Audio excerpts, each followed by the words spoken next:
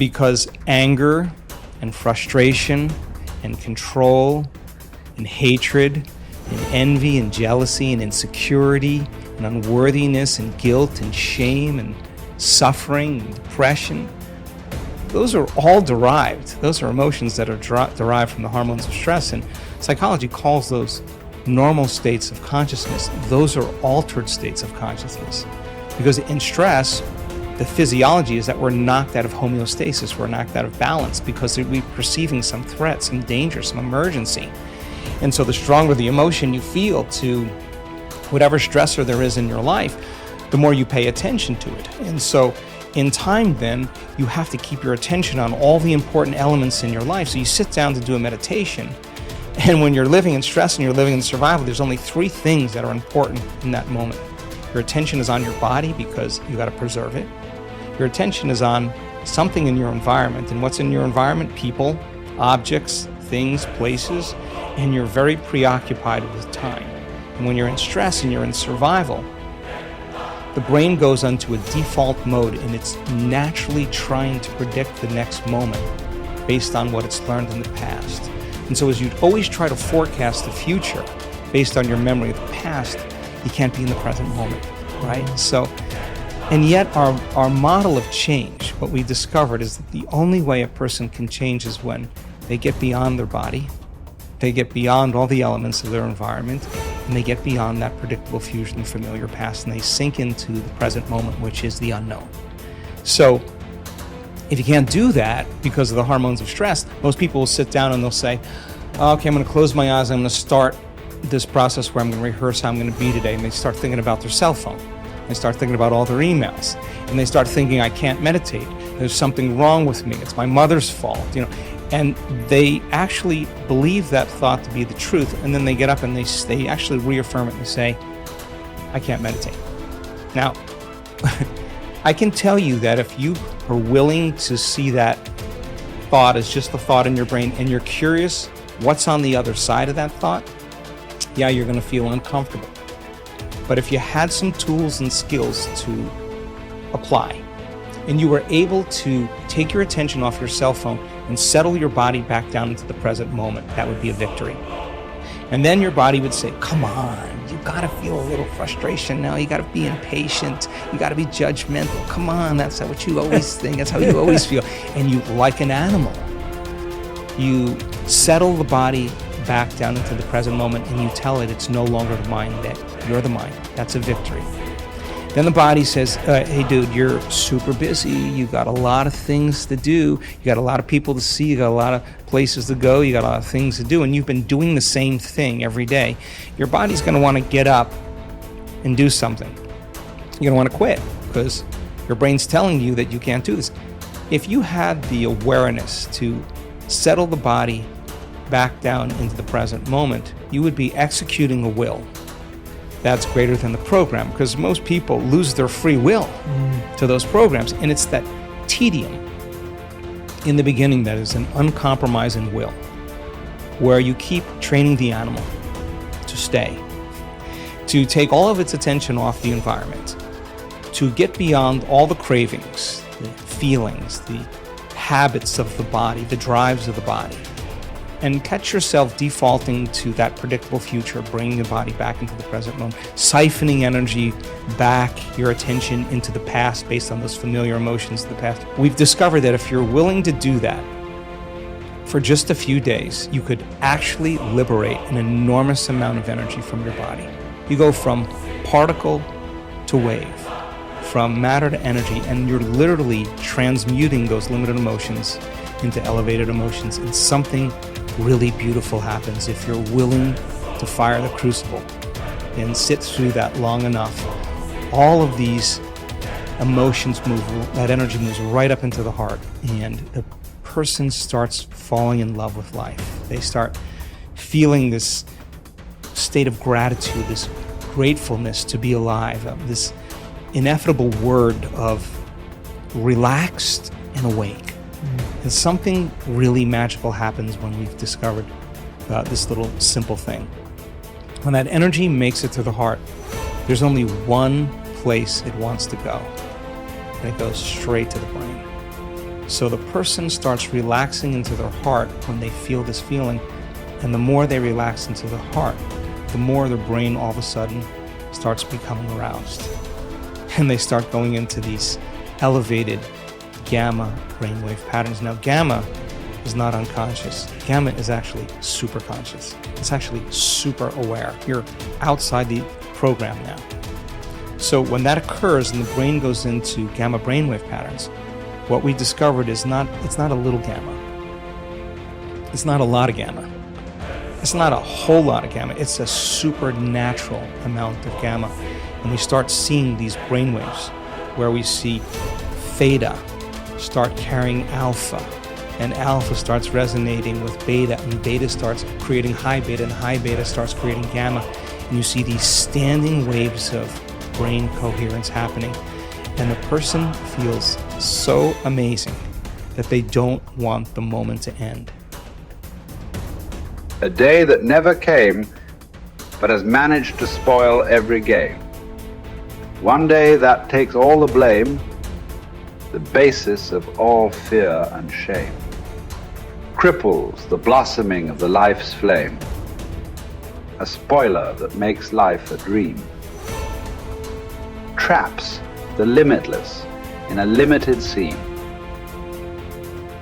One day that takes all the blame, the basis of all fear and shame. Cripples the blossoming of life's flame. A spoiler that makes life a dream. Traps the limitless in a limited scene. A day that never comes but the world it rules. Tomorrow never happened to anybody, but the idea of tomorrow has robbed people. A huge mass of people of their life. Just the idea. Nobody ever touched a tomorrow in their life. Nobody ever experienced one. Nobody ever saw one. Just the idea completely robs people of everything that could be life. You can only behold now. You can never behold tomorrow. Not because it's out of reach, because it doesn't exist. You can only imagine tomorrow. You will never behold tomorrow. Never ever. But still, for most human beings, it is this, an idea. An idea whose time will never come. It is that idea which drives most people's lives, unfortunately. Even if you drive your life with an idea, even if you drive your life with an idea, you must drive with an idea whose time may come sometime, but this is an idea whose time will never come. But it still drives people. It still drives most lives on the planet. That is why most lives on this planet are not lives. They're just a bunch of thoughts, emotions, ideas, prejudices. Most lives are not a reality. They're just a psychological. They're just a psychological existence. They're just a dream, because reality happens now. Reality happens here. In your mind, only a dream can happen. And life and death will happen today. Dream is about tomorrow. It's better to dream of something that will come true. Tomorrow is a dream that will never come true. So, what you refer to as spiritual process, it's about knowing life. You can know life only today. You can know life only now. This is the moment. I'm not trying to give you a teaching. When I say this is the moment, oh, he said, this is the moment. It's not about that. This moment is not an idea. It is the only reality. This moment is not a teaching. It is the only living thing. It is the only living thing in the existence is right now, nothing else. So don't try to understand it. Don't try to digest it. You just have to behold it in all its entirety. Start with the rain, good way to begin. See how to address the larger issues of my life. There are no large issues in your life. What is the large issue that you're talking about? It is just about what job to take, which girl to marry, where to go for vacation, whether to get married or not get married, you know. These are the things, isn't it? These are not large issues. These are little things in your life. Yes. Oh, is it just a small thing whom I get married to? I'm not saying it's a small thing, but as an issue, it's a small issue. Little issue as a consequence to your life. Yes, it has many things. But this is something that human beings have done for millions of years. We have enough experience on these things, isn't it? We know that whatever job we take, whoever we marry, it is just the way we make out of it. Every experience of life, you can make it an enriching experience. Every experience in your life, you can make a curse out of it. See, there is nothing wrong in your job, whatever job you're doing. There's nothing wrong getting this job. There's nothing wrong in losing this job. There is nothing wrong in getting married. There's nothing wrong in getting divorced. There is nothing wrong in not getting married. There is nothing wrong in anything. There is nothing wrong in this or that, but it is just that you make misery out of it. That's wrong. You do this, you make misery out of it. If you do that, you make misery out of it.